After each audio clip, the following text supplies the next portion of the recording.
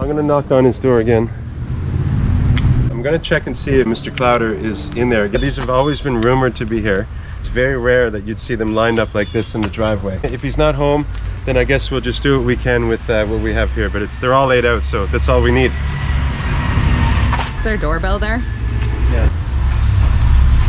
Hello? Alright, so we'll try again in a bit. But just so we get the cars for now, I know he did put them out here for us. We're gonna go ahead and do it. Hey, what's up? Hey buddy, how you doing? Long time no hear. Yeah, man. I knocked on the door twice. He's got all the cars lined up for me. Do you think he'd mind if we open up the doors, dude? I just talked to him, Matt. Yeah? I don't think so. Let me call him and I'll message you right back. Okay, cool, awesome.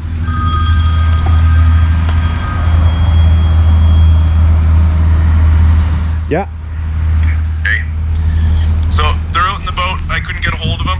You got your permission from me. Okay, cool. Yeah. If he's got any issues with it, then I'll deal with it. And I can't see him having any issues with it. He was pretty excited when you asked. Yeah. It just the timing didn't work out right. Okay, yeah, cool. Maybe you have like a photo and I can just put that up, you know, in the episode and that should do the justice. Yeah, man. Yeah, get the footage you need. Awesome, John. Thank you so much and we'll talk soon. No problem, buddy. Okay, cheers. Yeah, have a good bye. For the steering wheel. Yeah, just love to thank the Clowder family for inviting us here to do this. We are taking good care.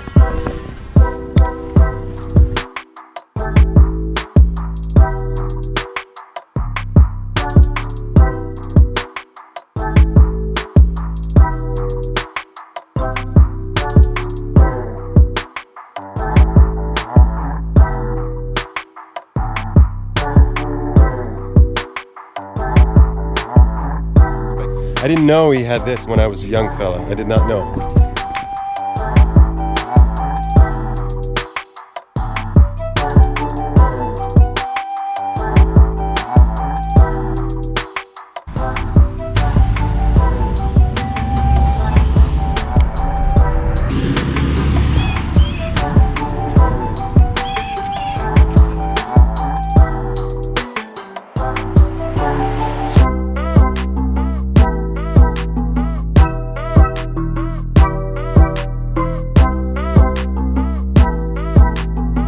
Okay, hold on. I need to get in there too. I don't want to open the door more than once. The handles. Oh my goodness gracious, look at all these.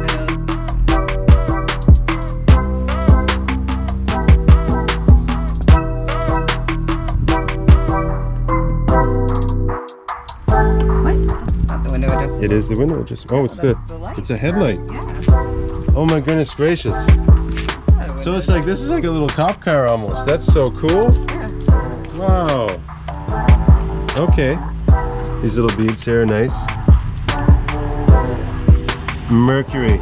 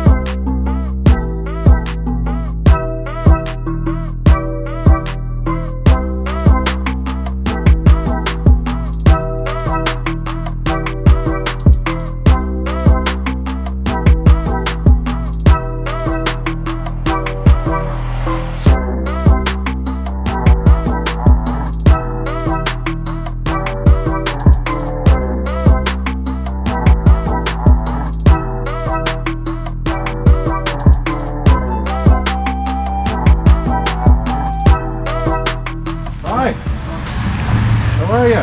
Do you want to trespass? I gotta have a... Oh, now listen, these are Carl's cars. So all I can say is you can trespass because it's not my property, but just don't touch.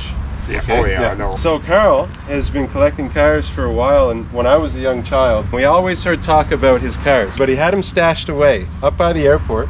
There was an old warehouse. This right here is where Carl Clowder used to keep his cars, and look what we have coming in. Check it out. Welcome to Gander.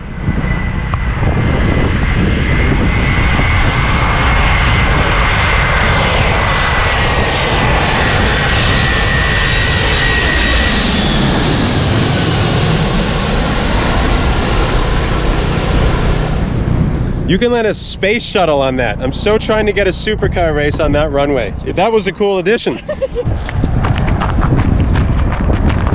So just over here, I'm not sure if we can get to it. This here, believe it or not, years ago now, is what Carl Clowder rented out to hold his cars in. As you can see, like for a little place like Gander, there's a lot of talk going down about Carl Clowder's collection.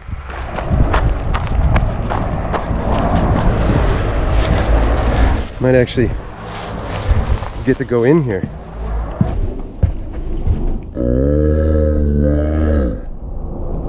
Imagine.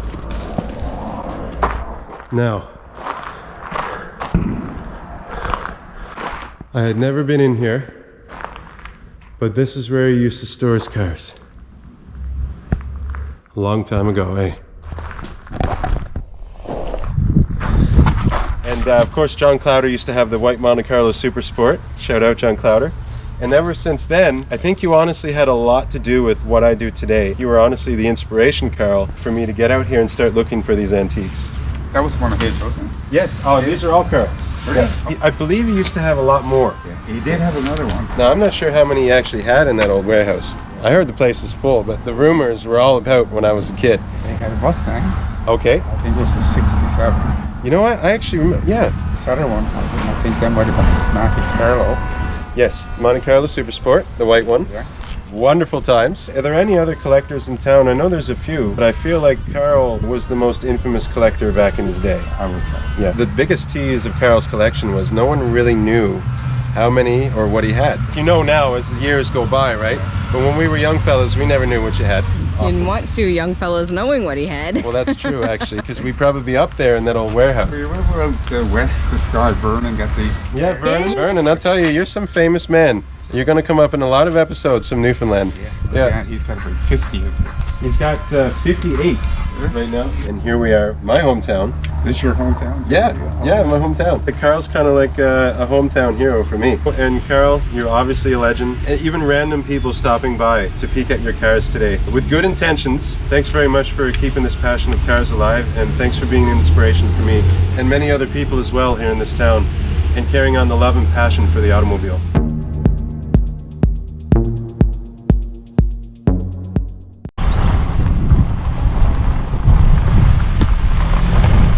Back in Gander today. I just wanted to show you guys a little something that didn't really have to do with cars, but still kind of an automobile. This kind of fits right in actually, because a lot of automobile companies do have roots in aviation. Carl Clowder, he was a pilot, Captain Carl. When he wasn't driving on the ground, he was driving in the airs. Yeah. Here it is to the right. Captain Gander, 1942. And this one over here also, I believe, was his as well. Try to get you a peek inside. You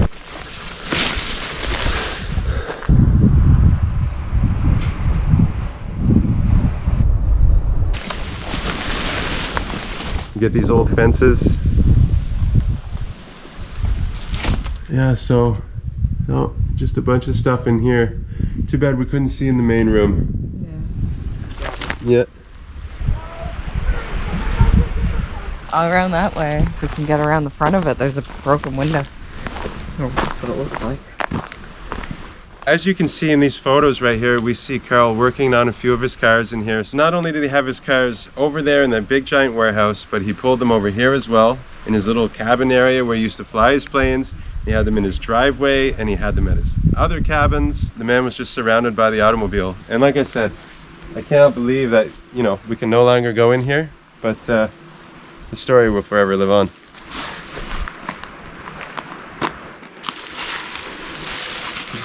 First, before you come over.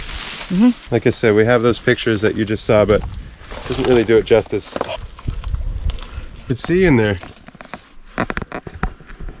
but I don't know. I don't know what that is in the corner.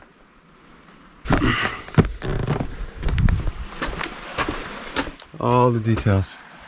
Up top, you got a big horn. Whoa! Buddy, out in the water.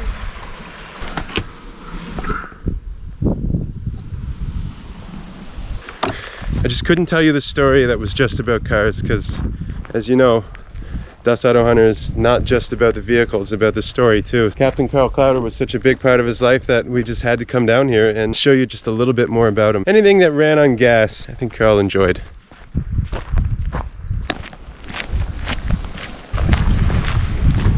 This is something very similar to what Carl Clowder actually used to fly. I'm sure he's flown a lot more stuff than this, but just with my recollection, this is what I've known him to fly while I was growing up. This is not his plane, but it's very similar. If he was still alive, I'm sure he would have gave me a ride. Rest in peace, buddy. And I know these ones are always tough to watch. Allowing us to share the story, something so personal, with the world, we really appreciate that. The best thing we can do now is try to carry on that passion that he had. Thanks for all the inspiration you've given me my whole life, and I wouldn't be here without you. Peace.